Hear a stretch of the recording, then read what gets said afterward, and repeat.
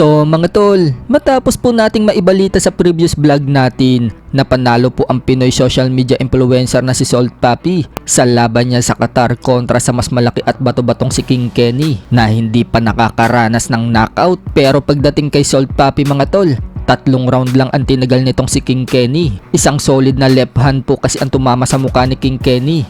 Dahilan para bumagsak ito. Nakatayo pa naman siya mga tol, pero makikita na hilong-hilo talaga siya. Nang binilangan siya ng referee at makitang hilong-hilo pa rin siya mga tol, winagayway na ng referee ang kamay niya. Indikasyon na tapos na ang laban. Kaya nakuha po dyan ni Salt Papi mga tol ang panalo via 3rd round technical knockout. Subalit parang nagrereklamo ngayon si King Kenny mga tol sa pagkatalo niya. Sa kanyang social media account po kasi mga tol, shinare niya ang isang clip na sinasabing siko daw ang tumama sa mukha niya, kaya siya bumagsak. Naguguluhan daw siya ngayon mga tol at napatanong kung siko nga ba daw talaga ang tumama sa mukha niya. Bukod dyan mga tol, parang sinisisi pa ni King Kenny yung referee na tinigil agad yung laban. Wika kasi niya mga tol, nakatayo pa daw siya at naramdaman niyang okay pa daw siya at nakakalakad pa daw siya na maayos. So marami naman po ang nagkomento sa post ni King Kenny at ipinagtanggol si Salt Papi. Wika nga po ng mga fans mga tol, tanggapin na lang daw ni King Kenny yung pagkatalo niya. Malinaw na clean punches daw yung tumama sa kanya. May nagsabi naman mga tol,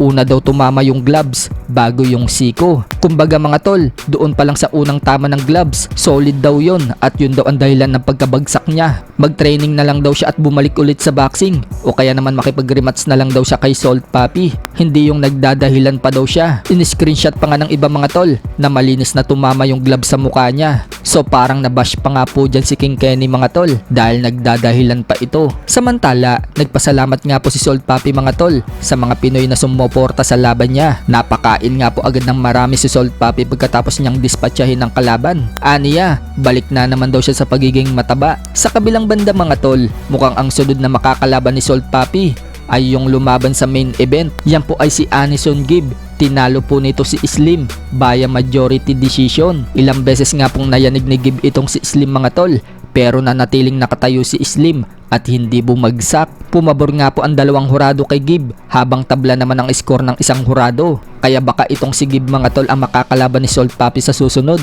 Sa iba pang balita mga tol, 7 araw na nga lang po, laban na ni middleweight Pinoy prospect Weljon Mindoro. Pinakita na po ni Mindoro mga tol ang kanyang bato-batong katawan. Ready na po siya mga tol sa laban, kahit isang exhibition pa yan. Habang yung makakalaban po ni Mindoro mga tol na si Joey Camilleri, mukhang hindi makapag-focus. Sa post po kasi ni Joel Camilleri sa kanyang social media account mga tol, sinusubukan daw niyang sabihin na nakapokus daw siya sa fight, pero iba daw yung level ng kagandahan ng ilang mga babae sa Dubai. Namamasyal kasi itong si Camilleri mga tol at nakakakita siguro ng diwata, kaya hindi makapag-focus.